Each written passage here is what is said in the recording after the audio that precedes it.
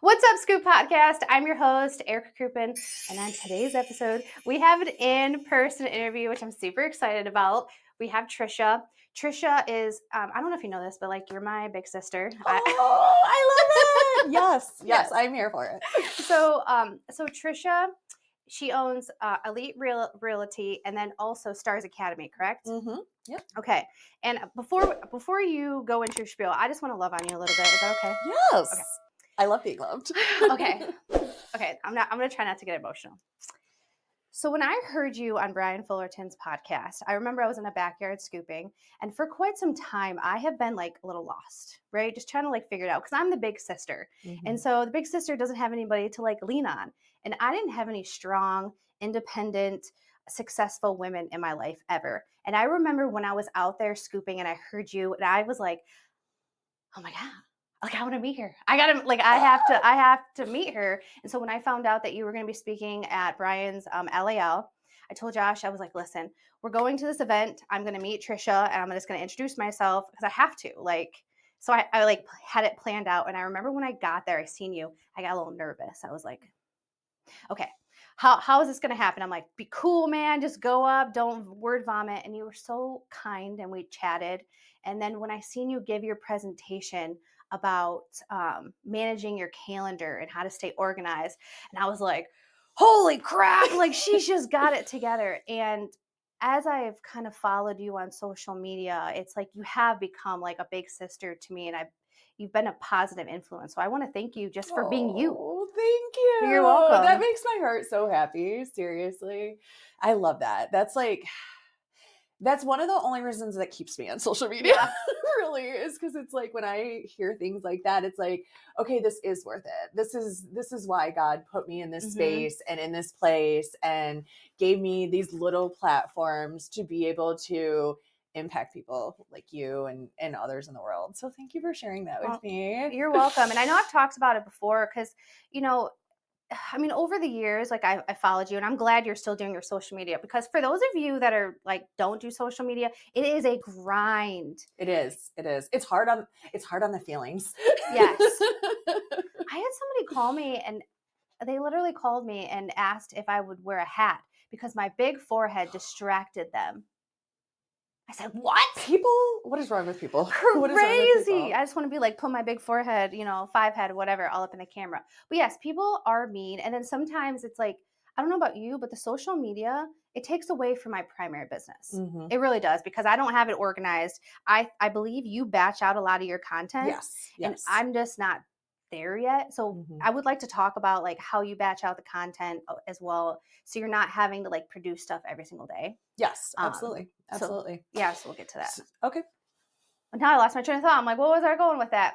But yeah, basically, so it's a grind. It really is. And so thank you for still showing up and doing your lives. Absolutely.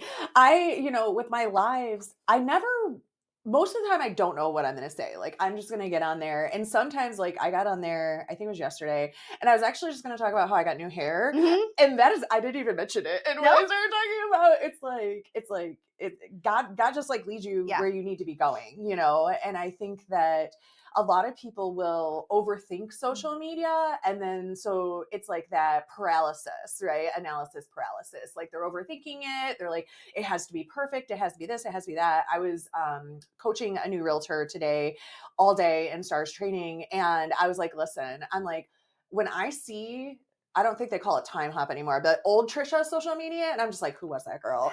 But that girl got me to today, So it started with me just saying things like, this has been a really wild day. And then that turned into actually having a full podcast and, like you said, batch creating and shorts and speaking on stage and having a coaching business, and just so many doors open if you just take action. Like you just keep doing the next thing. It doesn't have to be perfect. It doesn't have to be shiny. It doesn't have to be pretty. Mm-hmm. A lot of things that people respond to are things where like, I'm sharing something absolutely ridiculous that I did, or like, hey, like I always wear the same flat dress shoes because I have plantar fasciitis from running marathons all the time.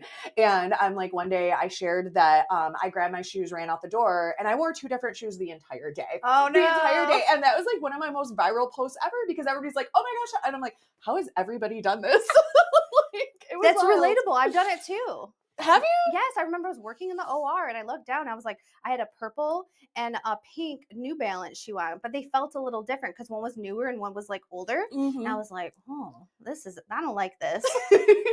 I literally one time I don't know if I posted this or not, but I've shared it a lot in my coaching. So I went to a listing appointment and we were having our garage door fixed. And so usually I would go out my door to the garage and that's where all of our shoes were. Well, I couldn't go out my door to the garage. So I walked out the front door. I got to my listing appointment, which was like an hour from my house. I was still wearing my slippers. That's I great. walk in this lady's house. I sit down and I cross my legs and I'm like, this is normal.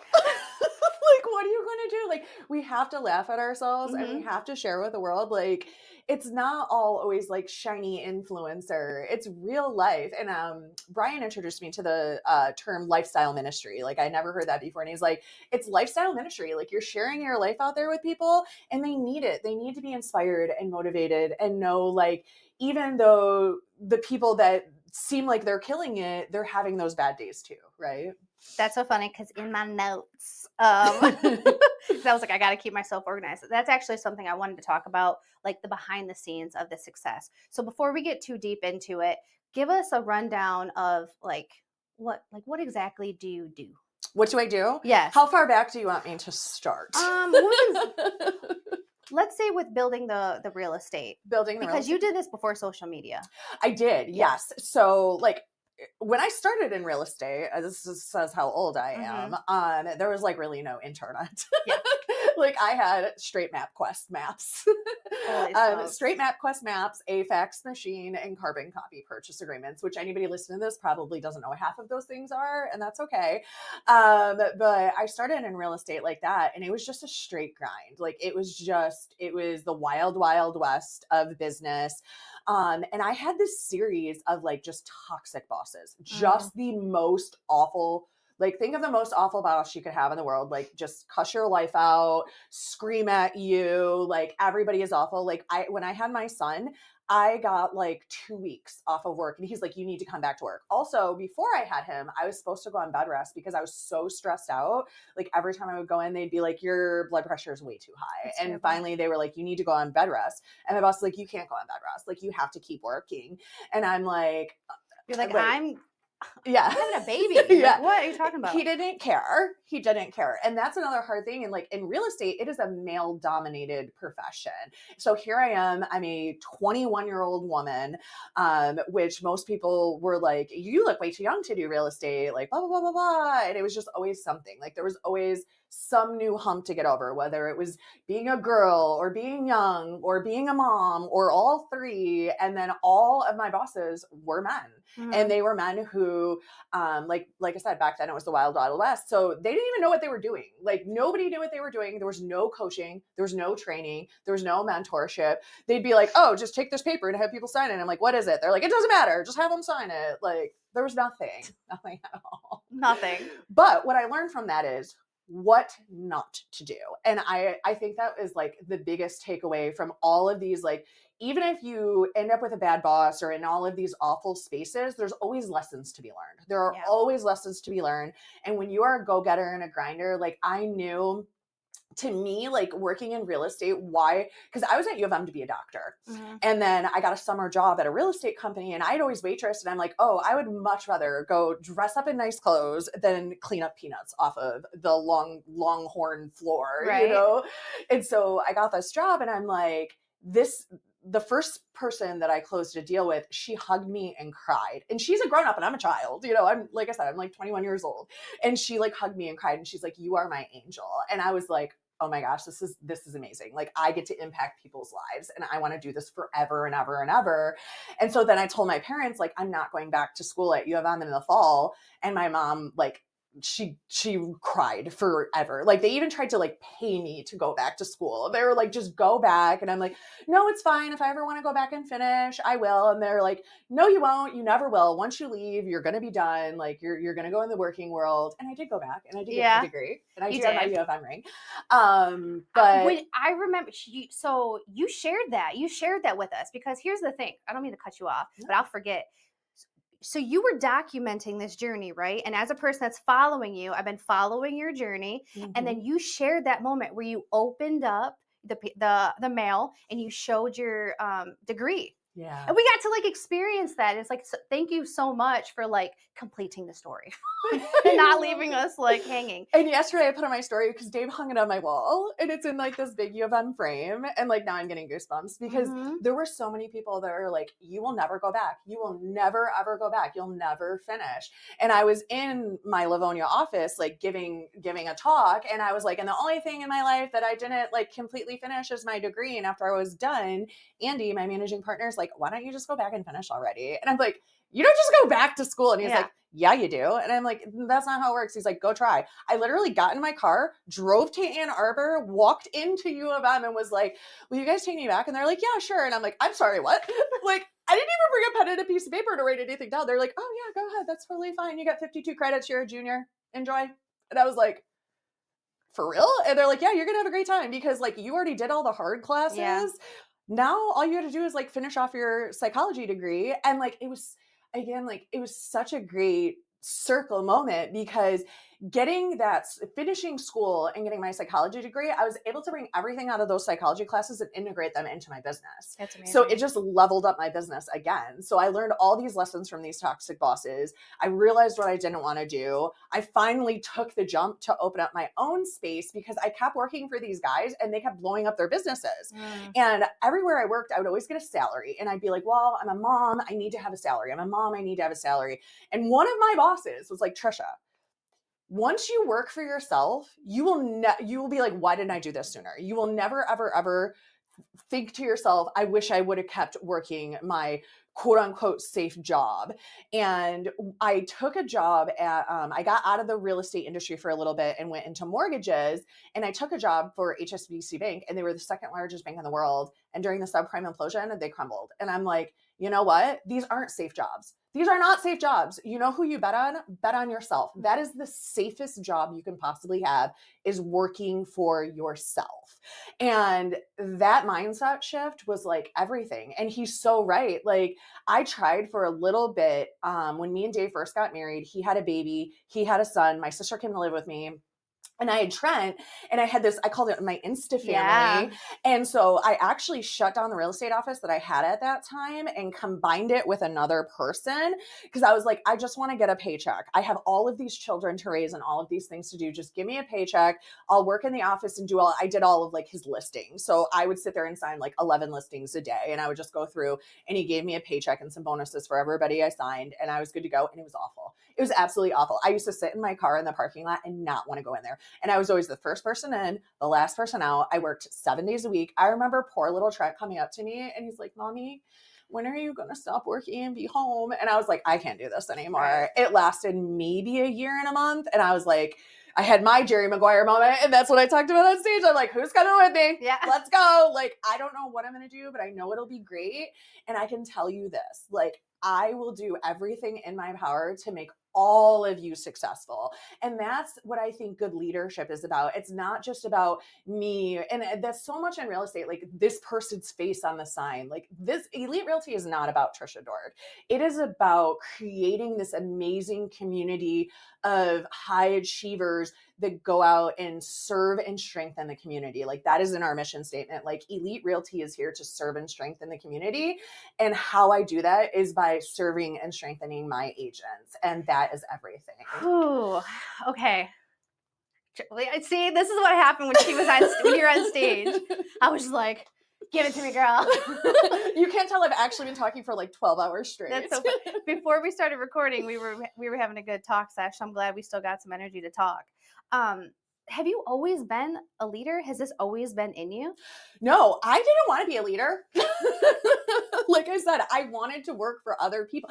I am a very type A, organized, like person. And when the subprime implosion happened, that's when everything got switched, because I was always like the loan processor, and like I'm very fast and like meticulous at things. So it was like I would take, like, when you would go to get a mortgage, right? And they would send all your documents in, I was the person that would go through it and be like, okay, yeah, like we need this, this, this, and this, and then we can give her a deal. Or this is fraud, that is fake, that is blah, blah, blah. And like I'm just like a robot, and I'm spinning things out. Like I'm doing the work of like 3, 4 people, just head down working, like just a workhorse. But I never wanted to like be the leader or be the big person. Like I just wanted to do my job. Right? You have to slow down and Yeah. like coach people and watch them fail and struggle. And it could probably frustrate you because you can see what the issue is, but it's like you have to guide them. So because this is what I'm struggling with in my business. I know other people do too when they want to go hire. Where it's like how do you hire and how do you get all that figured out? I know I'm getting a little bit ahead of myself because I wanted to talk about the scheduling and keeping everything in order, but since we're talking about this, how were you able to slow down to lean into the other people? Delegation, definitely. Your activity and time management and your delegation to others, which is very hard for. So I read this great book, and that's going to segue into this. It's called The E-Myth and Why Small Businesses Don't Work. And it's funny because I had this book. Somebody gave me this book, like, no joke, like probably 10 years ago. I have it. And I think I've opened it up. You have it, right? I never It's read on your it. shelf. And I never read it. And for whatever odd reason, this year, I was like, I have had this book forever. I'm going to open it and read it. And it was just like so mind blowing, because it's exactly what happens to all of us, right? Like we know that we are good at this. And so everybody tells us to open up this business because we're really good at it. But just because you're good at The thing. sales or the thing, or like he uses an example of baking pies. Like this girl's like, all I wanted to do was bake pies, right? Like all I wanted to do was get people into homes. And that was what I was passionate about, impacting lives of getting people into homes. When I started to realize that as a leader, I could not only impact people getting them into homes, but I could impact these agents that I coached and trained. But when I started doing that, there wasn't really coaching and training. So what happened was, in the real estate industry, you would just hire as many agents as you could and just pull all these licenses and like hope that like some of them worked out and you made some money, right? Well, that is awful, because what you get is a whole bunch of complaints, just a whole bunch of complaints, because there's no coaching and no training, and everybody's just out there like the wild, wild west, and it's a mess. So I happened to fumble on this like random webinar one time, and it was like a coaching program of how to get listings. And that was like my first coaching program before like anybody had any coaching programs. And I listened to it, and then I did all the things, and then I like laid it out, and then I trained my agents on it, and everybody got it. And then they started closing more deals. And so then I was like, okay, what is this? And so I'm like, okay, if I learn something and then I write it all down and I teach somebody else, then it's not just this like random stuff, right? And that's what the book talks about. It talks about the franchise, right? And not that you should be a franchise or I should be a franchise, but when you go to McDonald's, right? You go to McDonald's, no matter how awful the workers are, and they're usually like teenage kids, not that teenage kids are awful, but they're usually inexperienced people that can't get a job anywhere else. They're paid minimum wage. They don't really want to be there. But here's the thing, they have a process. And every time you get a McDonald's hamburger, it tastes like a McDonald's hamburger. If you put a blindfold over my eyes, and I haven't had a McDonald's hamburger in probably 20 years, but if you gave me a Burger King hamburger or a McDonald's hamburger, I know which one is the McDonald's hamburger. And if you ever watch that movie about the founder of McDonald's, they are down to like how many pickles so that they don't fall in your lap, how many squirts of ketchup so that it doesn't end up all over your hands, right? And there is this very specific method to everything they do. And when you do that in your business, then you don't have to try to get these like amazing people that are very expensive and they're very hard to retain. And like we were talking about before this, they end up these little dictators, right? You can plug anybody into your system and you can make them successful. And that is why my business is successful, because I developed this process to ramp agents up quickly by educating them in the beginning and me spending time teaching them how to kind of be like mini me's, and they see that success quickly. Then they get excited and they want to do more and they want to do more and they want to do more and they want to do more, and they have a roadmap. So I bring them in and I coach them on how to actually do the job of being a realtor, which most brokerages are just like, here's your desk, here's your phone, good luck, hope that works out. But I teach them how to build their business, how to be a realtor, how to care about people. That's something like no businesses teach you how to actually care about people. Well, how do you care about people, but maybe not care too much to where it'd be a detriment to you? Right. Setting boundaries, yes. right? So bringing in my psychology degree, bringing in my sales experience, bringing in all of this coaching that I have had, because that's also important.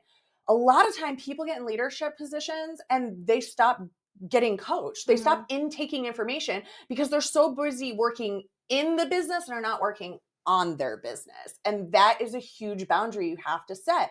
And you have to do that by delegating, but you can't just delegate and hope that person figures it out and then get mad when they train others the wrong way, right? Or not your way. You have to be able to have, like, we now have like manuals and binders for everything. So when I went through STARS training today, even though I've done it 1,000,000 times and I built it, I have a deck I follow so that nothing gets forgotten, nothing gets mixed. And then I share that deck with them, and then they get a binder. Here's your first 21 days of business.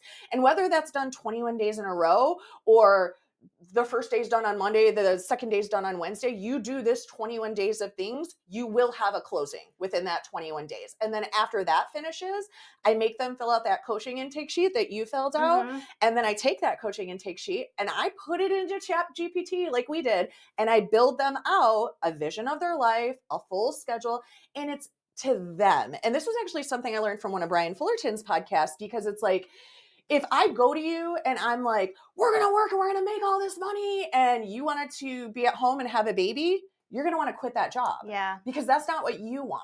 So you have to coach to those people when you're in a position like this, but you have to have a process. You have to have a process. So everybody has to fill out the sheet. Everybody has to go through this, and everybody has to show up. And then I give them homework, and they have to do that homework, because I can't just say, you say, these are my goals, and I say, do these things. And then you show up and you didn't do those things. Well, then I can't get you to the next level.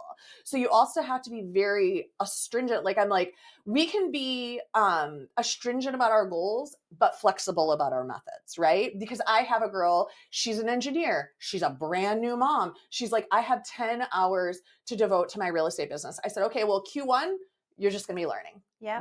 We're not going to set you up for failure and say you're going to close all these deals, because that's not enough time to be able to close deals or to take clients. So also, like, setting your employees up, like understanding their goals, and then giving them, this is what you have to do. They have to have a roadmap to follow. You can't just think that everybody's going to figure it out.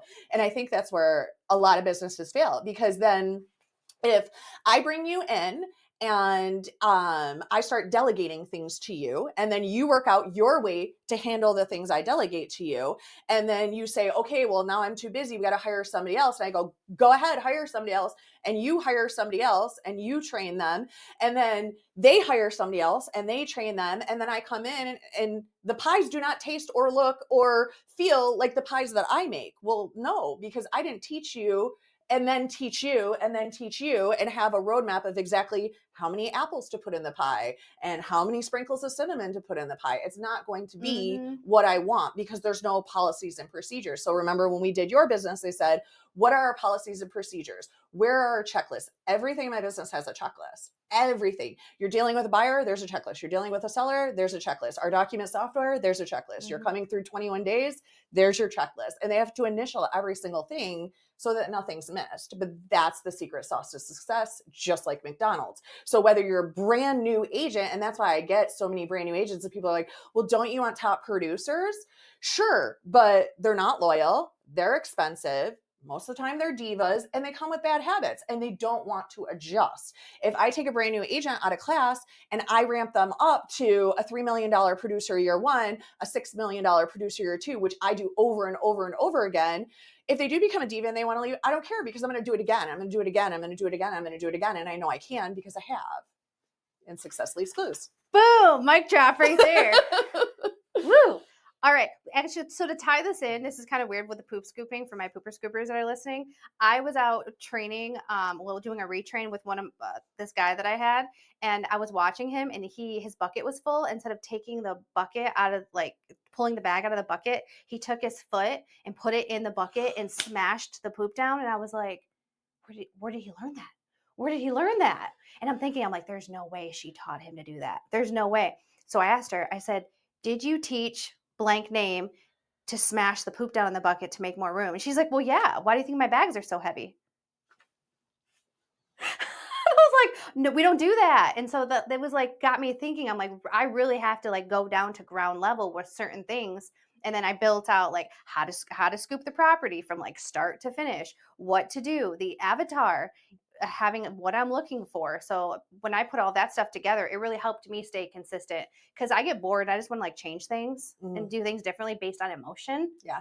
Right. And that's not good when you're running a business. I call it shiny object syndrome. Okay. My managing partner, Andy, like he had that for so many years. And it's creative people. There's nothing wrong with it. But like I'm a very, like I said, very type A. This is the way things go. So it's easy for me to keep doing things. Like when I started fitness coaching and working on my nutrition, I had no problem with it because I can eat carrots and cucumbers every day for 1 million years. And I'm fine with it. Yeah. I am fine with it.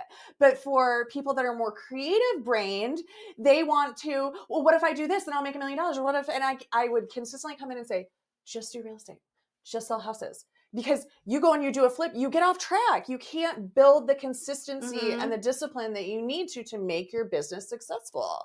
And that's what happens. Like, oh, we should do this. Oh, we should do that. And you never get that build, the compound effect, right? Yeah. Another great book, Darren Hardy. That was the first personal development book I ever read was Darren Hardy's The Compound Effect. And I'm like, oh my gosh, this is so true. Like these small adjustments, like he talks about this girl, she ate potato chips every night. And he goes, just switch to carrots. Just by switching from one thing, she just wanted the crunch. He goes, well, why do you eat the potato chips? I don't know. I want something crunchy while I'm watching TV. Great. Eat carrots instead. All right. I still got the crunch.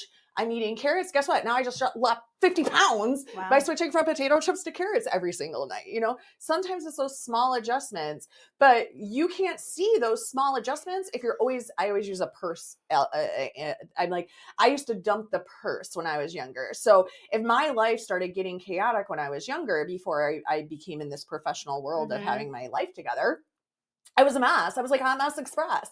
And so I would think when chaos really happened, what I needed to do was break up with my boyfriend, move my house, dye my hair a new color.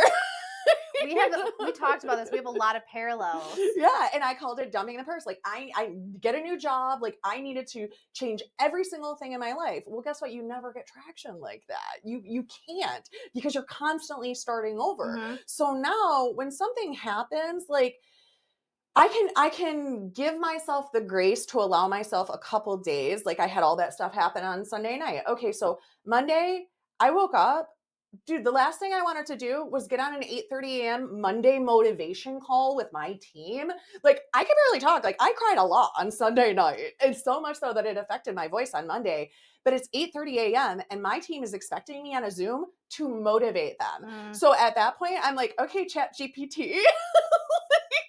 Chat GPT, which is a business owner's best friend, because sometimes you don't have that creativity in you. So I can go and be like, give me a great Monday motivation. And I just got to jump on there. And I'm like, all right, guys, here we go. Because if I don't show up for my team, again, like I bet on myself.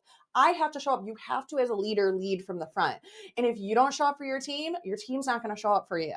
Period, bottom line, end of story. And by them seeing me be resilient and go through things and be able to show up over and over again with my smile on my face, they know, number one, that they don't have to be scared and be worried something's going to happen, because no matter what happens, I'm going to handle it and I'm going to keep showing up. So Monday, Tuesday, Wednesday, I did not want to show up. It didn't matter if I wanted to or not. I got up, I put my makeup on, I did my hair, I put on my dress clothes, and I went out and did the thing. And now it's Thursday and I'm good to go. I did a full coaching. We had a whole talk. Yep. I did a podcast, and life moves on.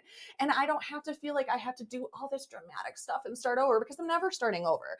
Here's the thing that we have to remember. And I learned this from fitness, because I was so overweight for so long that once I lost all my weight, I had this weird thing in my mind that if I didn't work out every single day and eat the exact same time, like I would wake up and magically be fat. Yeah. And I started CrossFit, and the guy's like, you have to eat more. You can't lift a 300-pound deadlift on 1,000 calories. And I'm like, listen, Brooklyn, if I wake up tomorrow and I'm giant fat, like that's not going to be okay. And he's like, dude, that's not even realistic thinking. Like, you are never starting over. He's like, even if you ate like crap for the next month and did not work out at all, you still aren't starting over, because you're not 218 pounds when you wake up with no knowledge of nutrition or exercise. Like, your body's going to go back in and start running again and start lifting out again. And you're going to eat your regular food. Like, you know how long it takes for all of that to add up to you being that weight again? Like, years, girl, you're fine. And I realized because I injured myself quite a few times after that, and I'd be out of the gym for 6 to 8 weeks. And guess what? When I went back, it was fine. Like, it was a little bit harder for a couple of days, but I'm absolutely fine. Like, I'm just coming out of like 4 injuries from running 3 marathons and an ultra marathon, and not realizing that like I had this injury, which caused this injury, which caused this injury, which caused this injury. So I hadn't been able to work out for October, November, December, like 4 months. And old me would have lost it. Yeah. Oh my God, I'm starting over. I'm going to get so fat. Everything, the whole world's going to go blah, blah, blah, blah. No, dude, nothing happened. Nothing happened. I'm back on my Peloton. I rode 15 miles yesterday, 45 miles last week. Like, I'm good to go. Like, you have to stop being so dramatic. That's what we have to tell ourselves. Stop being so dramatic. There's my next mic drop. Mic drop. All right. Quit being so dramatic. I do love the drama. And that's something that I learned too, that it's like, it's not that serious. It's not earth shattering, because like emotions were big. Like, I'm like, my whole life's going to fall apart. Like you said, I'm going to gain 50 pounds overnight. My business is going to fall apart because I made this one bad decision. And what I'm realizing and talking to more successful people, it's like you were saying, got to keep it simple. You got to keep it focused. So I know the calendar is a really big deal for you. You like live and die by the calendar. So can we talk about why it's so important to pay attention to this and actually like implement it? Yeah, definitely. So yes, my Google Calendar, I live and die by my Google Calendar. People say it looks like Rainbow Bright, threw up on there. But when you become like, as you're ramping up in business, if you don't have something, again, it always comes back to consistency, that you consistently use, you're going to miss events, miss people. And here's the thing, people don't remember all the things you did for them. They remember the one thing you didn't do, right? The one time you missed a coaching session, the one time you forgot to show up because you didn't write it down or it wasn't in your calendar. So I started using my Google Calendar because I had all those kids and it was like chaos. Like, I had Nikki, Anthony, Angelina, Trent. So I had 4 kids in 4 different schools, in 4 different sports, in 4 dramatically different ages. Like, Angelina's in daycare as a baby. Trent's in elementary school, a high-level hockey player with 72 games a season. Nikki is in high school, and she's like the homecoming queen and the volleyball all-star and like in every traveling choir and everything. And then Anthony is in a different high school because he had grown up with a different lifestyle. And so she's in private school, he's in public school. So I literally had to do everything 4 times and run a business. You cannot do that without a very strong activity management system. And Google Calendar, I will preach it. I don't care what everybody else uses. That is the thing. That is the thing, because it's always with you. It is always with you, and you can share it with your business partners, with your significant other. You can color code it. So like, if you go on my Google Calendar, number 1, I put all of my habits on there. And so I like to talk about activity management over time management, because I might have, so like for my Bible, for whatever reason, I put Leviticus on my calendar. So every day it is a repeating task that there's Leviticus on my calendar. So I don't get through a day and be like, oh, I forgot to read my Bible or listen to my Bible app, right? Every day it'll say, Peloton or gym, depending on what I'm doing, CrossFit, right? So every day my workout is on there. So I don't get to the end of the day and be like, oh, what did I do? Yeah, it's specific. I don't have to think about things, because here's the thing. As a leader, you will get decision fatigue. And that's why you hear about like, Mark Zuckerberg always wearing gray shirts, right? And that's why I plan everything out. So the Google Calendar also I put all our meals on there. So when I was really into, like I said, all the nutrition and stuff, I planned out 7 days of meals, and then I would move them to a month later. So after a year, I had a year's worth of meals. So I never had to think about what we were making for dinner. Every Sunday, I click list my groceries, I pick them up, I food prep for the week. I never have to think about what we're eating. My kids never had to go, there's no food, because on the outside of our refrigerator, here's what we're eating. Here's what you can make. It's already prepped. They just had to go in. You want your kids to make healthier habits? Only have grapes and fruit and veggies in your refrigerator. You can't complain if you're giving them access to all this junk that they eat junk. Give them access to easily accessible, healthy food. And same for yourself. If you can't resist cookies, don't have cookies in your house, you know? And so having that Google Calendar makes it so that I don't have to make decisions. I just have to follow a plan. So all my clients are in my Google Calendar. All of my activities are in my Google Calendar. If you said, hey, Trish, can you tell me about this book? I'm going to put in my Google Calendar, send Erica the book for later on tonight or tomorrow. And because it's color coded, I know these are the times that I got to show up because these are green. Like my podcast, it's in green. I know that on this day I have to show up at this time and I have to be there. If it's just an activity that like I want to get done, but I could do it tomorrow, that would be in blue. Mm-hmm. If it's something Dave needs to do, it's in orange. That also helps because then I don't have to ask him like, hey, are you free blah, blah, blah day? I can just look in our calendar and I know, oh, nope, he has a wedding on that Saturday, or, oh, nope, Trent won't be available because he's playing this game.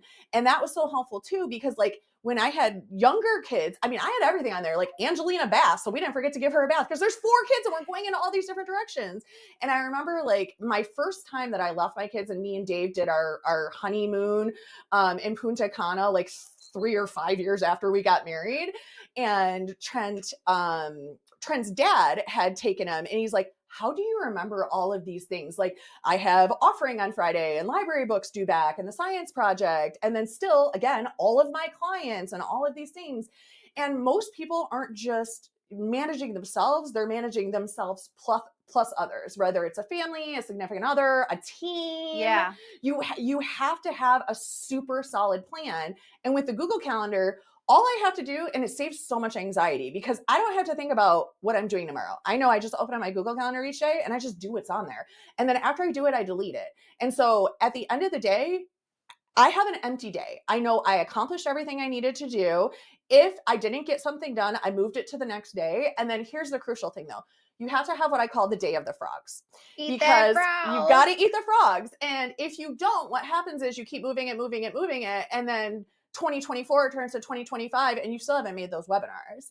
So at the end of the month, or depending on like how your calendar goes, you have to have the day of the frogs, and anything that you have moved for 30 days, you either delete it or you do it on that day. Because if you haven't done it, it's either not important enough or there's silly reasons why you didn't do it. Who knows what you like FAFSA, right? So Trent is starting college. FAFSA. And so I needed to fill out the FAFSA for him because he doesn't have like Wi-Fi access because he's in the middle of nowhere. Yeah. And so for whatever reason in my mind, I decided that filling out this FAFSA form was just going to take so long and I didn't want to do it and it was going to be awful. So I moved it. I got to day for girl, it took me like 4 minutes. It is not like old school FAFSA where you got to do all this. Like, you go in, you put your social security number, they pull your crap right from the government. And it's usually like these silly things that you've made going to be big things in your mind, but you have to have the day of the frogs. So everything is on the calendar for everybody that you are managing. If you have people that you're like delegating work off to, they need to have access to that calendar. Yeah. And you need to understand that it's activity management, not time management. If I listen to my Bible at 6 a.m. or 6 p.m., it's fine as long as it gets done. And that's where I think people get caught up because they're like, well, I didn't get done between 5 and 6, so now it's over. I'm not doing it. No, you're not. And I will tell you, there's some nights that I'm up till 1, 2 o'clock in the morning. That's on me. That's my own fault because I wasn't smart with my time because I probably got caught up sitting in my car scrolling or something random like that. And that too, I have timers on all my social media apps. So after 1 hour, I get 1 hour a day of social media time and then everything gets grayed out. Everything goes straight out. What is that? What do you have? It's on your phone. So when you go into your settings on your phone, there will be a thing for you to be able to set social media timers so that if you have gone over an hour in your social media, they all gray out. Because again, because of my type A personality, before I go to bed, there are no red dots. Every text message is cleared. I have no text messages. I have no inbox messages. I have no social media messages. Everything is cleared. So I don't give myself a choice. I make sure that I have non-negotiables, and that's a non-negotiable. It is not a choice for me to just leave these to the next day. This is how I run my life. And that's another thing is like, you're constantly adapting your identity. So my identity is, it's not something that I think about. I don't have text messages in my text box. I don't have emails in my inbox. And that alleviates so much anxiety because I'm not taking up that brain space of, oh, well, I got to get back to them. Oh, well, I got to do, like I love my brother. He's the most amazing human on the planet. He'll do anything for anybody. But every time you call him, he runs his business too. He's a roofer. And he'll be like, I'm so stressed out. I'm so stressed out. I'm doing all these things. I'm doing all these things. I'm like, bro. It didn't have to be that way. It don't have to be that way. It don't have to be that way. But he has no organizational techniques. He has no Google Calendar. He has no delegation. He always wants to do everything himself. He always wants to do everything the hard way, the old school way. And that's fine. But that's why you're Burnout. stressed out. Yeah. And it doesn't have to be that way. You know? It don't. Oh man, okay. There's so much to unpack there. So I tried to do it your way. I tried to like delete the emails and go through all of it, but then I got overwhelmed with it because I'm like, this is just so overwhelming. And so I like stopped myself from doing it. And I have like 700 unread emails in my inbox right now. Like, I don't even know what's going on. That's money in your inbox though. That's money you're leaving on the table. So it's all about mindset. Okay. This is a mindset problem. It's not an activity or a time or an overwhelm or a burnout. This is a mindset problem. So when you wrap your mind around the fact that like, I'm leaving money on the table in there and I'm creating this anxiety for myself, because if I didn't have that stuff in there, I wouldn't have to stress about what's in there. I probably wouldn't have to stress about paying my bills because all those unread emails are money in your email. All those unread emails are anxiety in your mind that's all taking up space. So you have to flip your perspective. If I want an easier life, like we always talk about, look good, feel good, play good, right? So if I look good, not only do I have to look good physically, I have to look good in my home. My closet has to be organized. So I walk in and I know where my black suit is, right? I have to look good in my email so that when I open it up, I know all my business is taken care of. When I open up my text messages, I know everybody's handled. When those things aren't handled, that creates unneeded stress and anxiety. And if you let it go, that's why it's a non-negotiable for me to clear them every day. Because if I let them go to day 2, then day 3, then it just becomes too big. You let it become that overwhelm. Are you clearing them at night or in the morning? When Both. are you clearing it out? I clear them both. Like, okay. And sometimes in the middle of the day too. So I may clear 3 times a day. Okay. And that's totally fine. I have, you're going to have these power blocks, these spaces. You got to leave flex time in your calendar too. And that's important. Is that planning time? Right? Yes. Yeah. So I have flex blocks. So first thing in the morning, I clear everything that came overnight. Then usually around lunchtime, I take a minute. I clear everything that's came in between then and then. And then in the evening, I clear everything again. And then like, if I happen to sit with Dave, because I'm not like a TV watcher, but that's what he likes to do. So once in a while, I'll be like, I'll get into a show with him and then I'll run like 14 days that I sat and watched TV. Well, guess what? I'm the same way, dude. It's all or nothing. I know. Then I got to sit and do it again though, before I let myself go to bed. Like you know how people like treat themselves with like food? Like I treat myself with sleep, but I also sleep 8 to 10 hours every single day. 8 to 10 hours without fail. So people are like, when are you sleeping? You got to be up all night. Not very often. It's very seldom if I don't get that sleep, because I make sure like I need to set future Trisha up for success. So if I mess up one day, I ain't messing up again, because I already know how miserable I was that day. I'm not going to keep self-sabotaging. And I have this little list in my bathroom, and I've moved it with me house to house too. And it says, I don't do stress. I don't do overwhelm. I don't do self-sabotage. And I look at that every single day. And I say it out loud, because when you're saying it out loud, your reticular activating system is going to go to work to make that happen. I don't do stress. I don't do it. I'm not going to do that thing. No, thank you. I'm not going to do self-sabotage. And if I happen to do it one day, I surely ain't doing it again, because I don't do that. And again, that's your new identity. Erica doesn't do emails in her inbox. Nope. We handle our business and everything is handled before we go to bed. So when our head hits the pillow and we say our goodnight prayers, we can wake up and there's nothing in our mind except how excited we are to crush the day.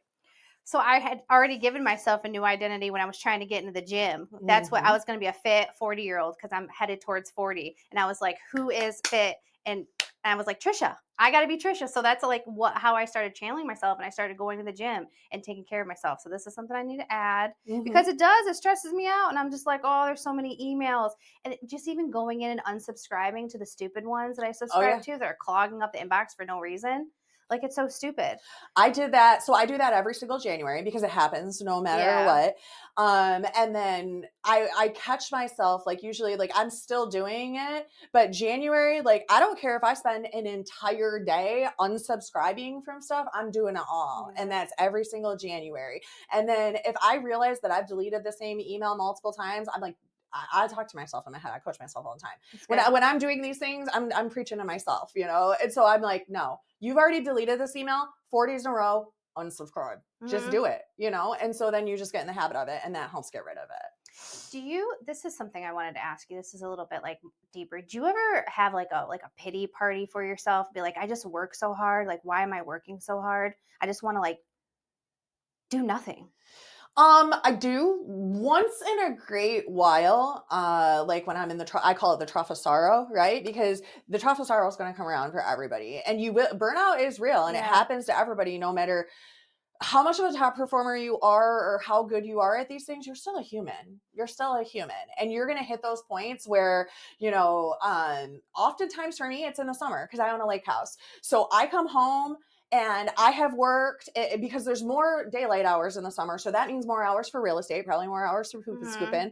So, you know, I'm up early in the morning as soon as the light comes through my windows, and I'm blessed to have that lake, and I have to remind myself, right? So beautiful. Then I got to leave, and I got to get in my car, and I got to go take care of everybody else. And I'm taking care of my clients, and I'm taking care of my workers, and I'm taking care of my family, and I'm taking care of this, I'm taking care of that. And then I get home so late at night. I'm in my Livonia office is in a strip mall. I think you've seen it. And when I come out and there's, you know, 10 businesses and my car is still the only one in the parking lot because it's 10 p.m., I'm just like, but then I turn around and I look at my big Elite Realty sign and I'm like, dang, like, that's mine, That's right? But then I go home and and this doesn't happen often, this is why your family has to be on board with you and your goals too. But if it just so happens, and it's very, very rare, that like, you know, my kids had friends over and everybody was like, maybe they're still out in the backyard and they're having a good time and they've been on the jet skis and they've been on the boat and the dogs have been all over. And maybe one of our dogs accidentally poops in the house, right? And I walk in and that's the first thing I see. And I'm just like, or I walk in and they've left their shoes all over or they've left their towels all over. That's when like I'm angry, and then I'll say something and then I feel bad about it. And then I sit there and I have a little pity party. And then I have to look around and remind myself, like, remember where you started. Like, I started when I was a child. Like, I had a period where I was completely homeless. We had no home. Like, when my mom and my dad first got divorced, they gave us each, I remember this, I was in first grade and I still remember, they gave us each a garbage bag and they said, you have 1 hour to go into your house and get whatever you want. And we lived in Dearborn Heights on Culver Street. And it was my first time walking to school and I was so little, but it's such a memory because I had one garbage bag to get whatever I wanted. And I don't even remember what I put in the stupid garbage bag. And then we left and like we stayed at, and then I didn't think about the fact that we were homeless. I was just a kid. I didn't understand. But we, like, looking back now, like my mom had my brother and she stayed with a friend, and I stayed with, me and my sister stayed with like my grandma and my aunt, We like flipped around houses, but it was summertime. So I'm having fun. I'm a kid. I'm like sleepovers, blah, blah, blah, blah, blah. And then after that, my mom got us a trailer at the trailer park. And I remember standing in the kitchen and all of us praying, me, my mom, and us kids praying that we would get this trailer. We were praying to get a trailer. And then I remember one day there was a knock on the door and the church had brought us a box of food because we didn't even have money for food. And so when I get there, I sit and think about those moments. And like, you have a lake house with jet skis and a boat that your family gets to enjoy because of the hard work that you did. And on these days, like, these aren't days for you to feel sorry for yourself. These are days for you to feel so dang proud that everything was stacked against you over and over and over again, because it wasn't just my childhood that was hard, because you repeat what you were programmed to do. So then I sought out bad relationships and bad significant others and bad habits and had to fall down and fail and toxic bosses, like bringing this full circle to the beginning. You are programmed with these not good things. And I had to break all that programming to build this new identity to get to here. So like, these are these moments where you have to stop and be like, oh no, this isn't where we're sad. This is where we are so proud and so grateful. And you tap into that other side. So now that you've created a new identity, you have the lake house, like what keeps you going to get to the next level? Because that stuff's expensive. The bills.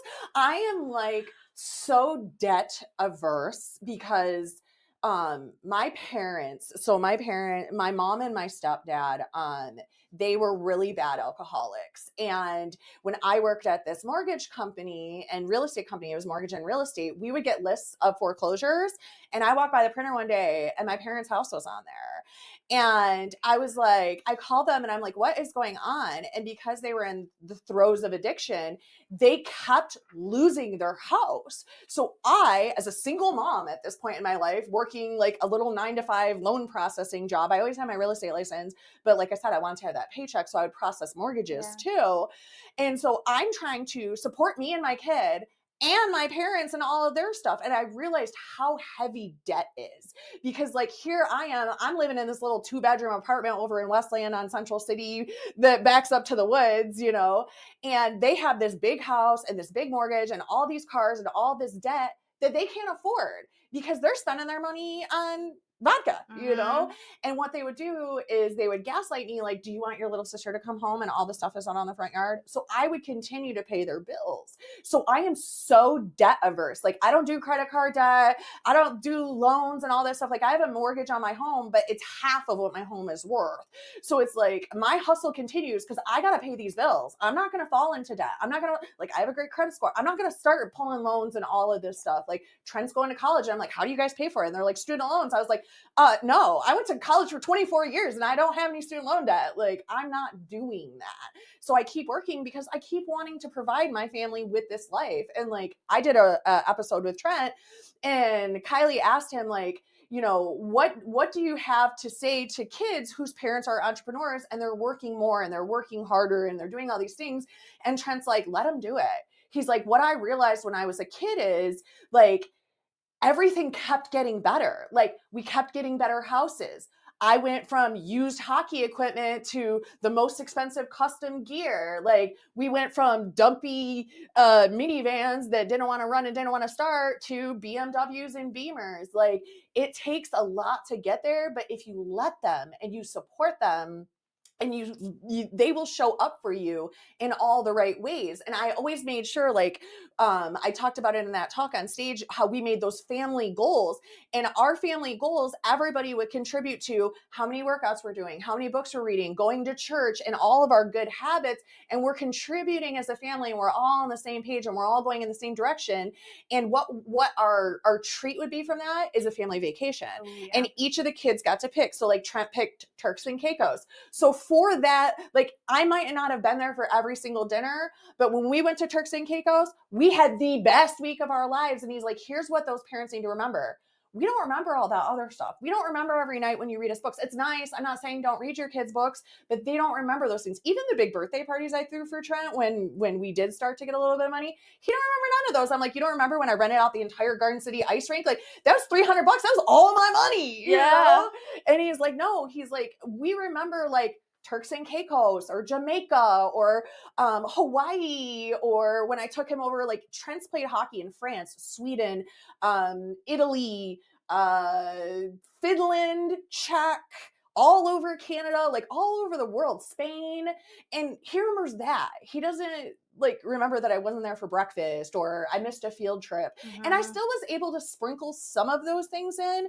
But like Andy came in my office one time and he's like, why do you keep going and being hot dog mom every Monday? And I was like, I don't know, because I don't want to like not participate in my kids' school. And he's like, listen, there are a lot of moms that's their job to go be hot dog mom. Okay. Your job is to grow this real estate company. Grow the real estate company, and then you can take Trent on vacation and let the hot dog moms be hot dog moms. They get to be hot dog moms. That's fine. You don't have to be everything to everyone. And that was a game changer. You can't be everything to everyone. You can't, I don't believe in life balance. I don't. When you are going hard in the paint at work, something else is going to suffer. It is inevitable. Nothing is ever, just like relationships, right? I don't believe in 50-50. It's not going to be like that. No. There's going to be times where like I walk in and I'm at 40% and Dave has to be 60% for me, right? Like Monday, Tuesday, Wednesday, Dave had to cook me dinner and give me extra hugs. And he showed up at my office and rebuilt furniture and went and rented a U-Haul and like did all of these things without me asking. And he had to give more because I had less to give. And that's how life is. You might have more to give in your business and you're going to give a little bit less at home. But then when you go on vacation, you check your stuff in the morning, you leave your cell phone in the hotel room, and you go out and you have a good time. And we go scuba diving, and we go skydiving, and we swim with sharks, and we do the jet skis, and we go play with the pigs, and you do all those things because it's about quality, not quantity. And that's how it is about everything in life. Did you have the mom guilt? Sometimes, yeah, sure. But then here's a funny thing. One of the days I was being hot dog mom, right? And this little girl, she was so cute. She was like something you'd see on like kindergarten couch. She's got these big Coke bottle glasses and she comes in and she goes, hey. And I was like, hey. And she goes, you're Angelina's mom, right? And I'm like, yeah. And she's like, I wish my mom could come and do this, but she's got a job. And I'm like, I have a job too, okay? That's funny. And I realized, like, again, like the kids, it's bigger to you and your feelings than it is to your kid. They don't care. They're going to go about their business and they're going to go play kickball out on the playground and they're going to have a good time. And once in a while, like going back to when Trent was really little and he was really sad, he doesn't remember that moment. I remember that moment. He probably was just sad that day, probably not even because of this, probably because of something else. And he wanted his mom and I didn't happen to be there at that second, but it didn't like ruin his life or traumatize him. He's lived the most amazing life in the world. He's been all over the world. Like, yes. He lives on his own at 21 playing hockey and living the dream and is going to go to college. You know, so it's like when you grind when they're little, you may feel a little mom guilt, but when you go and you take them on those big trips and you get to buy them those things, like that's everything. And I still have made the most amazing memories with my kids. Like I always made sure no matter what was going on, there was at least 1 to 2 weeks in the summer that they had my attention. I was intentionally there with them and that is what they remember.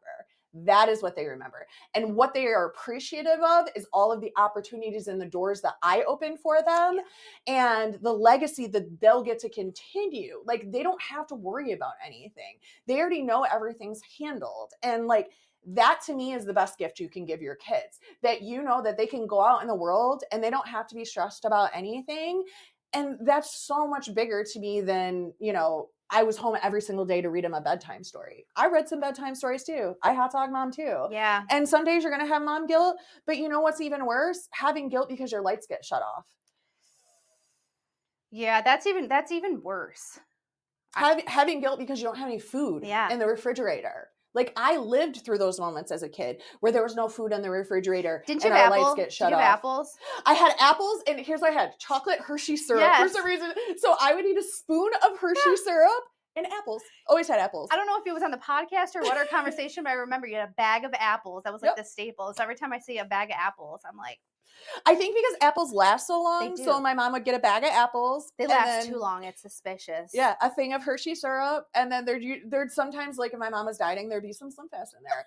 But she was doing the best she could. You know, she's a single mom with 3 kids. Like, looking back, and we were all really close in age. We were only 2 years apart, and she only had a high school education. Like, she was pregnant with me when she walked at graduation, and then she chose a series of crappy men. You know, like she did the best she could, and we were grateful. And that's why I was a workhorse, because my mom was a workhorse. Once she got a job at Ford Motor Company, that's when we got that trailer when I was younger. She worked every day, all day.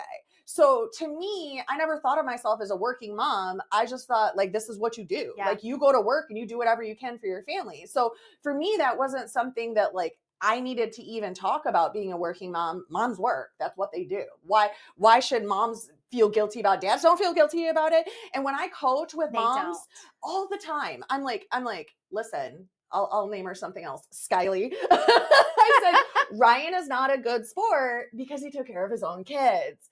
Nobody says Skyly was a good sport because she took care of her kids. Like, that's not a thing. It's not a thing. Like, can we stop this already? It's 2025. Like, when people would, Angelina would the teachers would tell Angelina to call her mom, and she'd be like, no, I'm going to call my dad. And they're like, why don't you call your mom? And they're like, because my mom doesn't care. Because she called me one time and she goes, the teachers told me to call you. And I go, why? She goes, because my eyes are dry. And I'm like, I don't care. Like, your eyes are dry. Like, go back to school, you know? And I love my children. And I tell my children I love them every day, and they know it. And we are very like hugs and everything in my house, and it's very important. Listening to you and Trent talk on the phone today, like you had a great conversation. Like you were listening to him. He wanted to talk to you. There was no attitude. Like you guys had a cute goodbye. And I'm like, you got a great relationship with your kids. I do. And they're such good kids. Like, I feel so blessed. Like, people will be like, teenage girls, you know how that is. And I'm like, my teenage girl's fine. She's never sassy. She never talks back. I never have any problems. Have you poured into her a lot? Yeah. I mean, when I tell people, like, me and my kids have ran together since they were little. Like, Angelina's first color run, she's like 4 years old. Like, Trent, same thing. Like, when you get your kids involved in, you know, athletics and in church or just wherever you're pouring into them and you're spending quality time with them, like, that's one thing I realized with running is the first time I took Trent running, I realized like he just would start talking and talking and talking and talking and talking. I'm like, oh my gosh, this is how I learn about my kid's life, is by taking him running. And it doesn't have to be miles and miles. It could be around the block for like 10, 15 minutes, you know? And another thing that I did with them that I think really helped our relationship was I forget where I heard this, but I implemented, it's called the bubble. And so I told both of the kids when they were around like 8 years old, I'm like, listen, I'm like, if there is ever anything that you like hear a word and you don't know what it is, or a friend says this and you don't understand, or you just have a question about something, you can be like, Mom, I have to ask you something in the bubble, or I have to tell you something in the bubble. And I promise no matter what it is, I will not get mad and you will not get in trouble. And it's so hard. But the funny thing is, when my kids have implemented the bubble, it's been something so silly. Like, Trent was like, he's like, Mom, I have to tell you something in the bubble. And I'm like, okay. And he's like 15 years old or something, maybe 14 to 16 range. And I'm like, oh my gosh, like, what did he do? What did he do? Like, there's so many things. And my mind always goes to like the worst case scenario. And he's like, I know I'm not supposed to have pets, but we were at the store and I got a fish. I got a fish. Me and Aubrey bought a fish together. And I'm like, okay. I'm like, you have to take care of the fish. But thank you for being so honest and understanding, like, our rules are our rules, and you did break this rule. So what are going to be your repercussions for the rule? And he's like, no, I told you in the bubble. I'm like, you're right. You're okay. That's fine then. Now, have you and Dave always been on the same page with all of this stuff? Because he's got a very relaxed personality and you have a very type A. It's me and my husband. Yeah. So can we talk a little bit about that? How to get all personalities on board? Yes. It's not easy.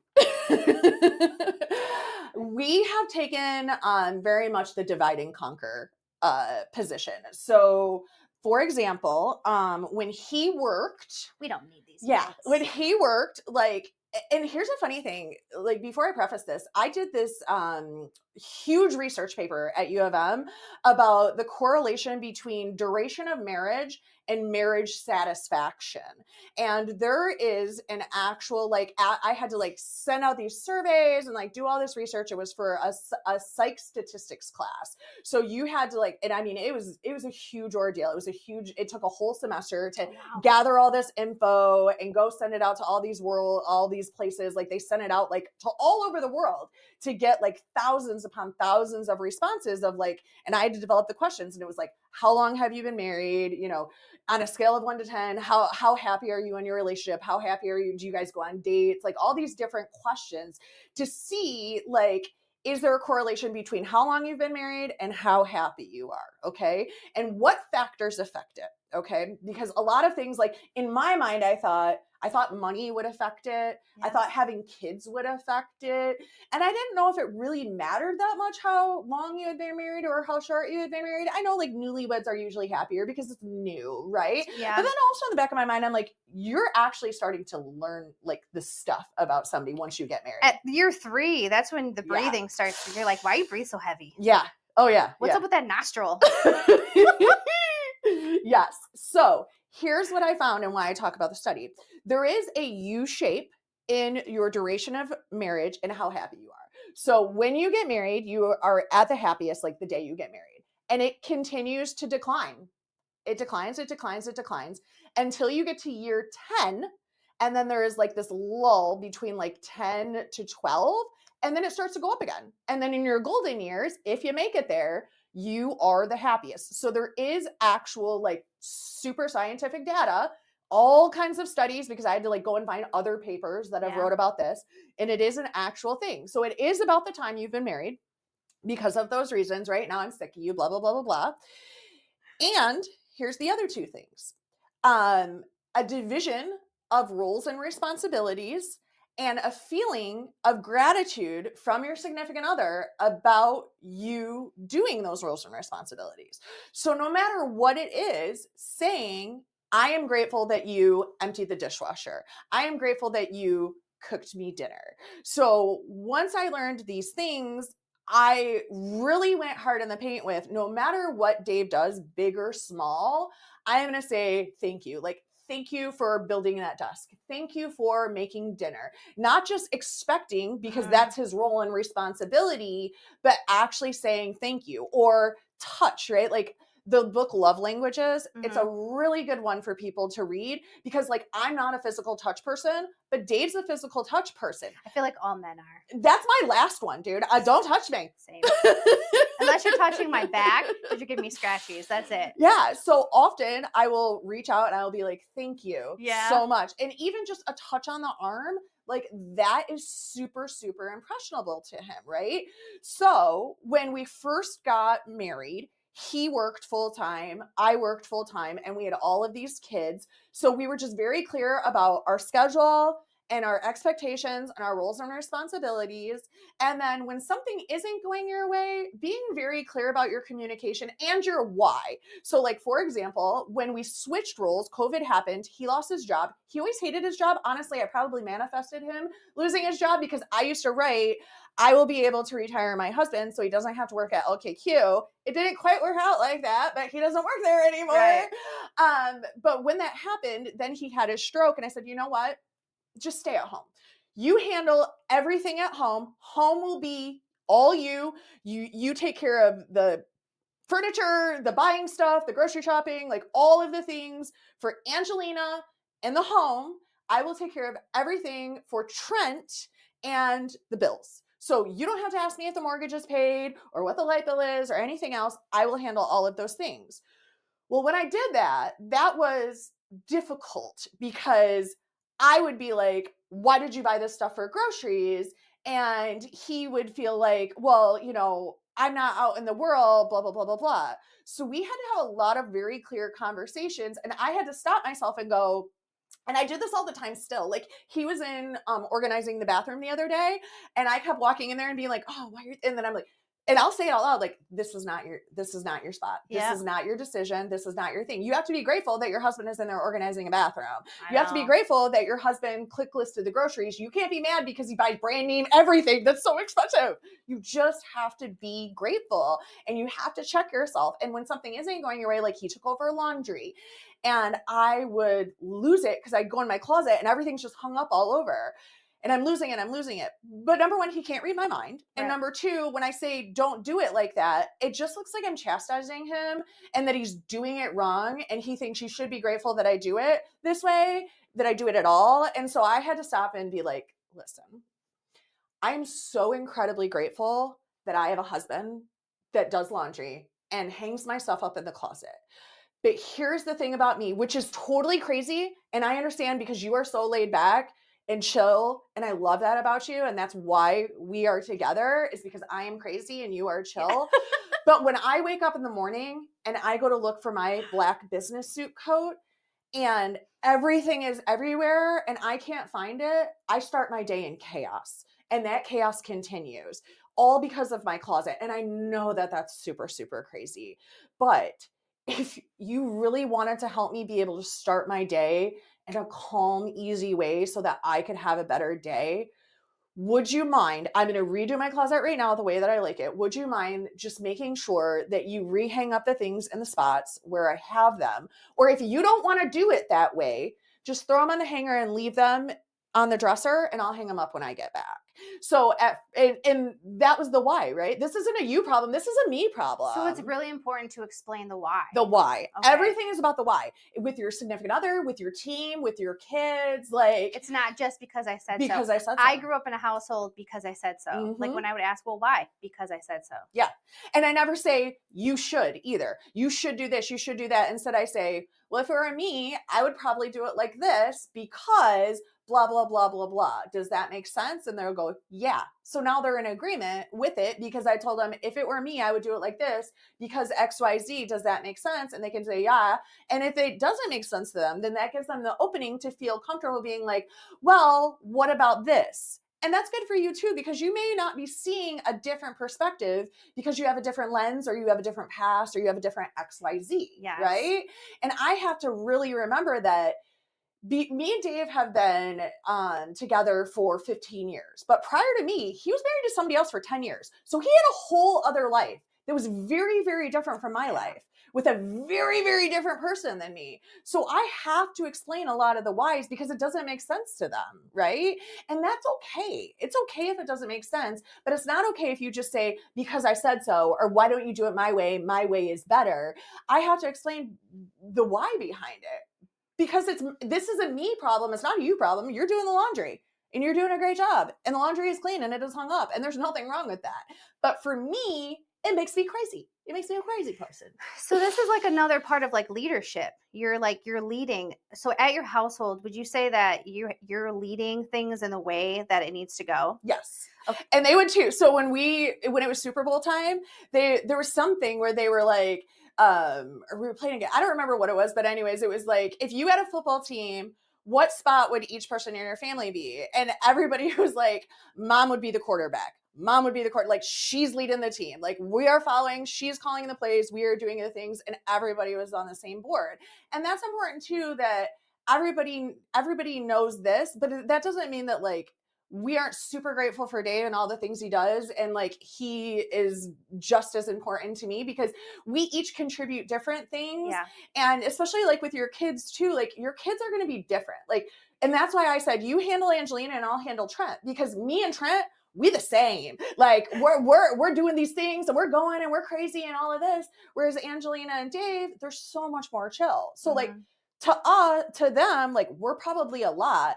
And to us, we're like, what's your problem? Like, let's move. That was something else I wanted to ask you because I struggle with this as well, which I have to be grateful because when we have the person that's more like chill and more passive, sometimes like I feel like my personality type becomes ungrateful for that. And I look at it like a sign of like laziness. Mm-hmm. And I'm like, it's not. It's just a different way of doing things. They still get the stuff done that needs to be get done.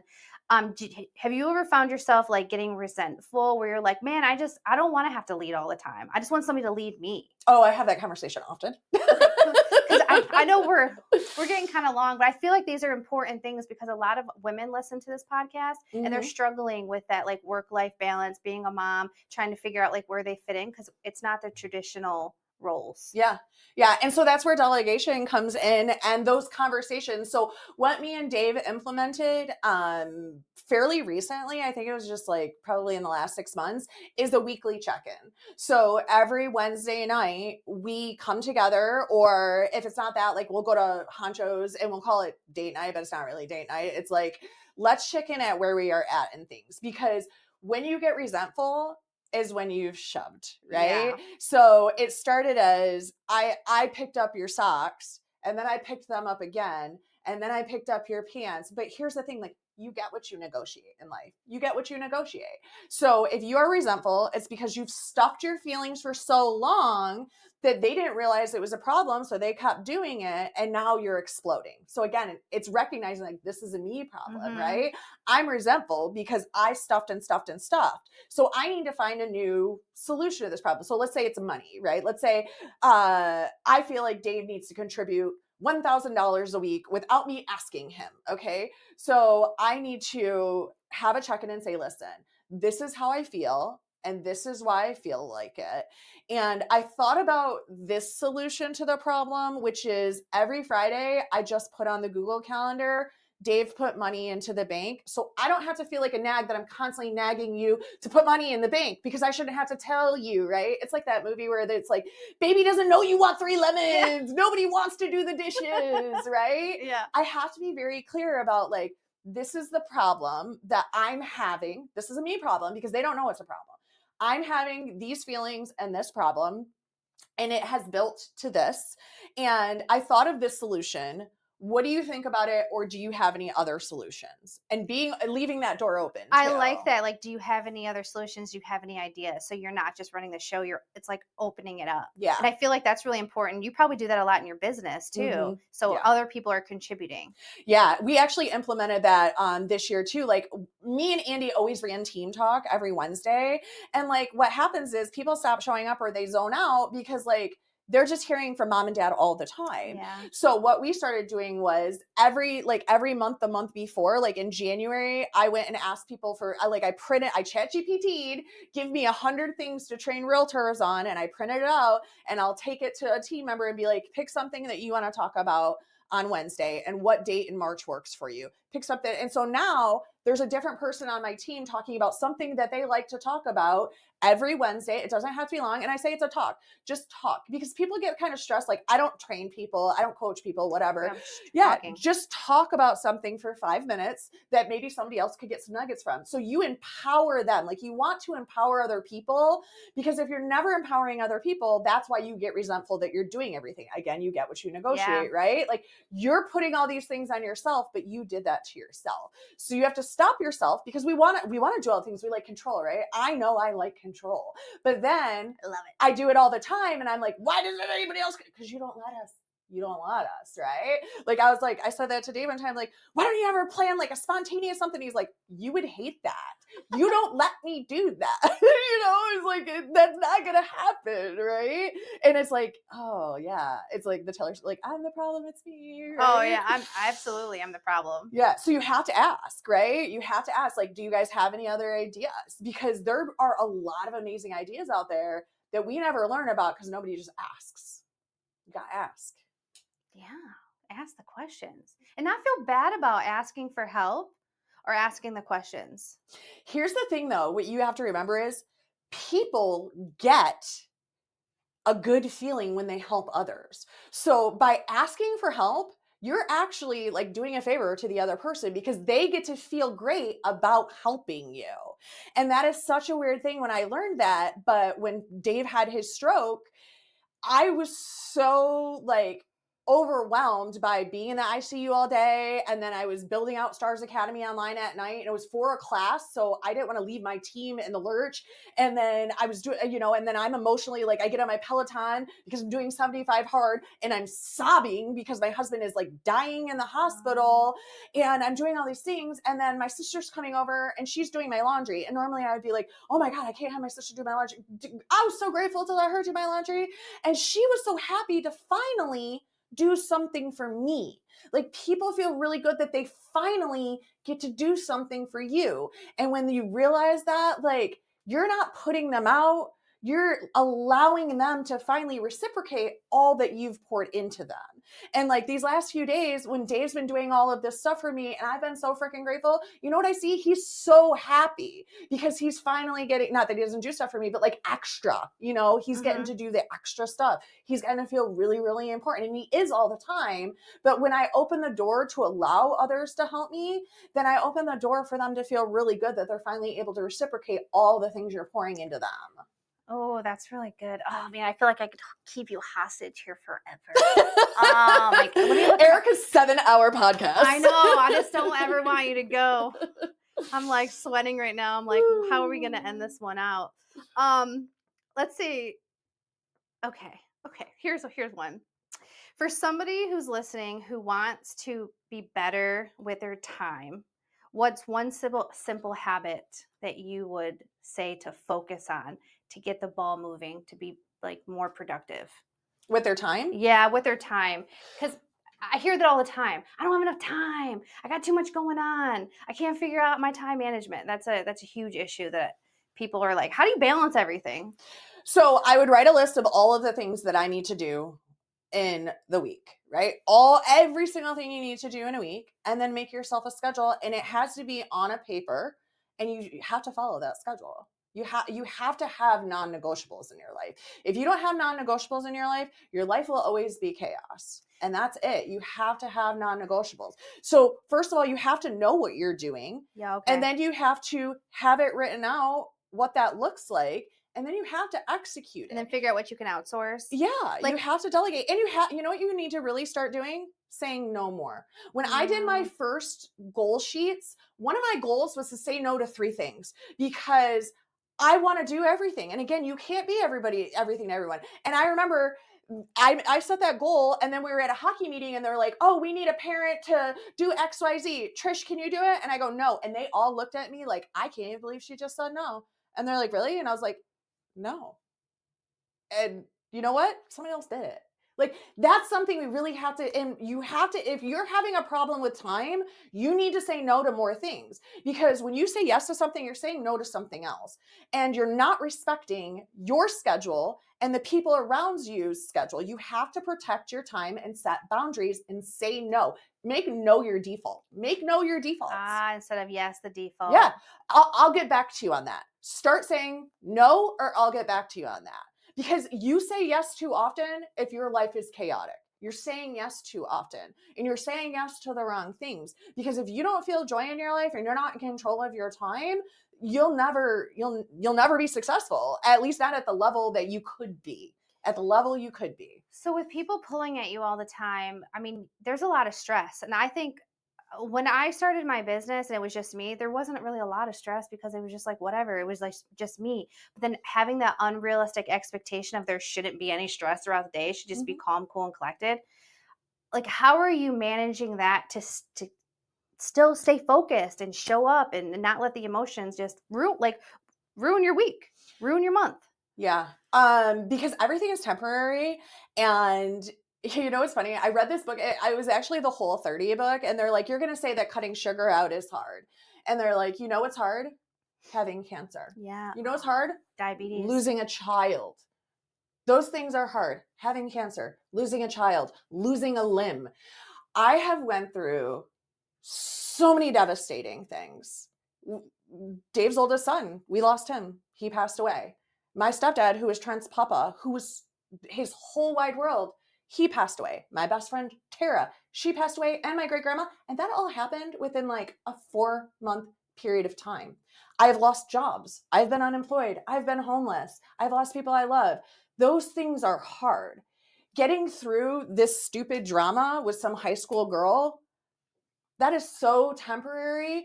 And you're going to get in your feelings, and then you're going to remind yourself, or somebody that you've reminded over and over again, we're going to be fine. You know how many people, when I was all stressed out on Sunday about things that were going on, every single person texts me and goes, girl, you're going to be absolutely fine. Don't nobody keep Trisha Dork down. Are you kidding me right now? Like, this is not even a big deal.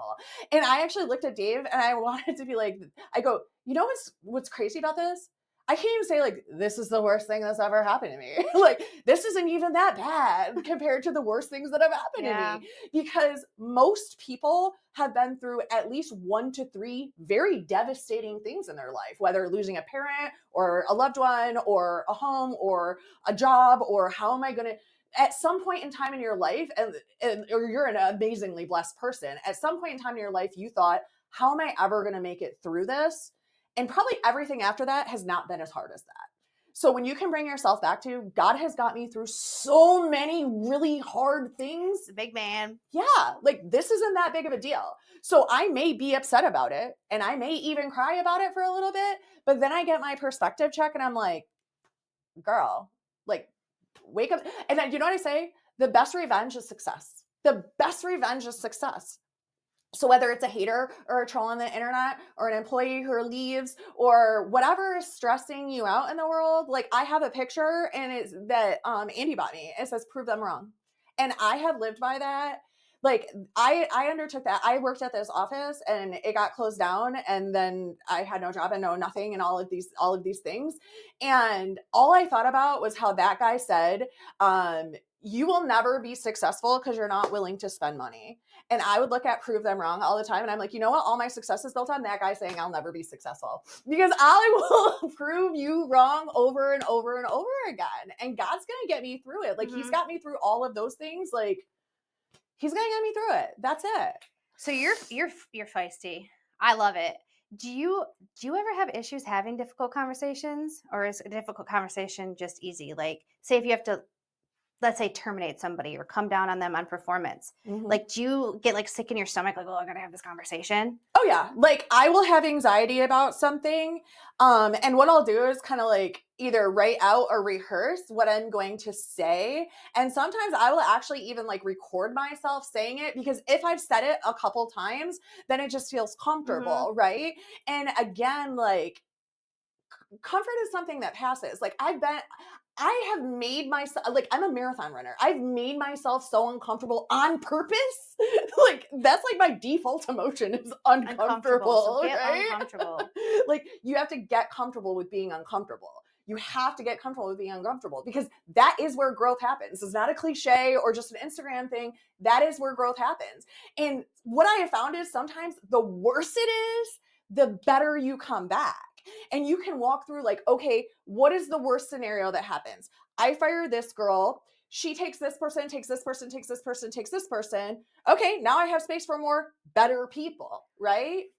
Okay, here we go. Yes. Woo!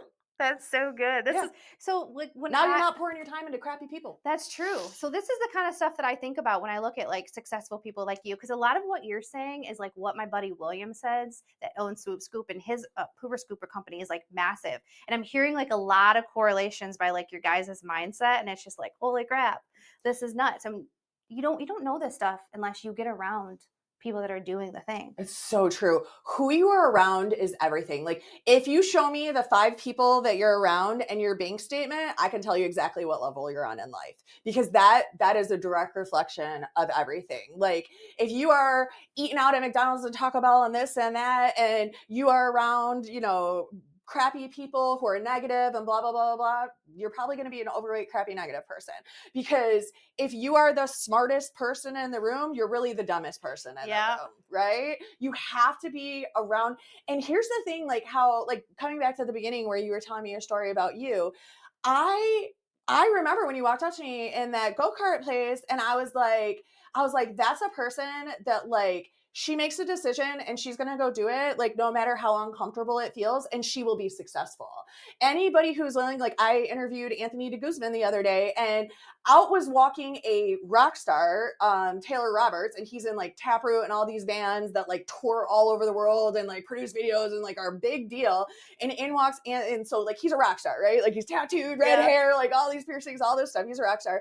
In walks Anthony de Guzman. He's a financial planner. He is all put together. And like they stop, and like Anthony's like, hey, by the end of their conversation, they are hugging. I love it. They are hugging. And I'm like, 2 of the most unlikely people to ever have a conversation. And here they are, they're hugging. And why? Because that's the mentality. Like high performers know, like when you're around another high performer, that's who you want to be around. Like they're planning lunches, they're like hanging out, and like that's what you have to be. Like why I'm so intentional about having time with you, right? Like you have to be intentional, because high performers are busy. So you have to plan that out. And if you're not intentional about being around high performers, 2 things will happen. 1, you'll be very lonely, because entrepreneurship is lonely. Being a high performer is lonely. You spend a lot of time by yourself because you have to.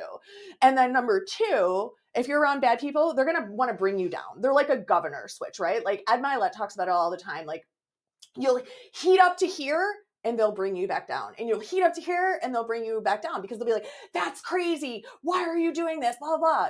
Of course you don't understand it. You've never done it. So it is crazy to you. But when I go to Running Man and I am around another 400 high performers, like this is super normal to them to go out and run a 50K and then do some goat yoga and then do a cold plunge and then jump on stage, like this is just a day in the life for them. It's just normal. But being around those people, that's normal for them. But then you come home and somebody's like, that's crazy. What did you do? And then you start to doubt yourself. And then you stop doing those things because you're around the people that, instead of like Andy Frisella, he talks about like going to lunch, right? And he's like, everybody at the table, like, oh, I'll take a beer, I'll take a beer, I'll take a beer. But if you order first and you order water, watch everybody else order water. Watch it. Happens all the time. When I go out to eat, I always order first. I'm like, I'll have a water. I'll have, and I'm that girl that's specific about my water, about my order. I'm like, okay, like I took my sister out to lunch and I was like, okay, so your, chicken wrap, like what, I want this dressing on the side. I want my chicken to be grilled. I don't want any cheese on my salad. I'm like, I know that I'm extra and I will tip very well, but I want it the way I want it. And then everybody readjusts to you. So either you're going to influence your family and your team and your friends to come up, but the only way you can keep going up is by getting in those uncomfortable rooms and having those conversations and just walking up and taking action and saying hello. You have to continue to take action. And high performers love to bring other people up. So you can't be afraid to go and talk to Jesse Itzler. Like I see Jesse Itzler, who like, I'm so fangirled out about Sarah Blakely. Like that's my girl. Like if I could grow up and be anybody, I want to be Sarah Blakely. She is a billionaire. She does so much philanthropy for young women all over the world. Like she started Spanx. She was selling fax machines, like I want to be her. And then like I see her and Jesse Itzler and their kids and they're just running laps around this 50K loop. And I'm just like, oh my God, like I want to take a picture with them. I want to take a picture so bad with them. And like, I had to do it. And now I have a picture with Jesse Itzler. Like I got to be, like you don't get those moments unless you just go do it. And when you do go do it, he's like, I'm so glad you're here. Like they're still humans. They still put on socks and pants, I mean, he was wearing a poncho, but that's all right. Like, they want to see other people win. They are so excited that you're at their event and that they're impacting your lives. Just like I'm excited, I impact your life. And you get excited when you impact somebody else's life. It's the same thing. They want you to ask them questions and you to learn from them. Jesse has a whole podcast about how like he was on a private jet and there's this guy on there and all he did was talk about himself. And he's like, you got the chance to talk to all these billionaires and you didn't ask one question. Like, I want to ask all the questions, all the questions. I want to sound like I'm interrogating you because that's how I learn, right? That's what we're doing. Yeah. I honestly, I wouldn't be sitting here in this podcast studio if it wasn't for you. You're the one that helped me find this place. So, all right. Well, we'll go ahead and wrap this one up. If the listeners, when the listeners want to keep in touch with you, where can they find you? Yeah, I'm on Instagram, Trisha Dork, Facebook, Trisha Dork, EliteRealtyMI.com is our website. They can call my cell phone, 734-716-2120. I'm easy to find. Google Trisha Dork, and I am all over the internet. I don't want to be those people that are Google me, but if you Google me, you will find me. Yeah. And reach out. I love to help people. I love it. I don't care if it's about running, real estate, nutrition, goal planning, time planning, business building. Like that's my jam. I love it. Yes, you're a powerhouse and dog mom. You do some dog mom Oh my gosh. I love my dogs. I have two Frenchies, Billy and Ollie. They are my world. So if you go to my Instagram, you'll see all of the reels of my dogs. Yeah. Billy is a princess. Ollie is a savage, but his face is so cute. All right, you guys, I appreciate you tuning in with us. I drop a new podcast every Monday and Wednesday, so make sure you tune in. And until next time, bye.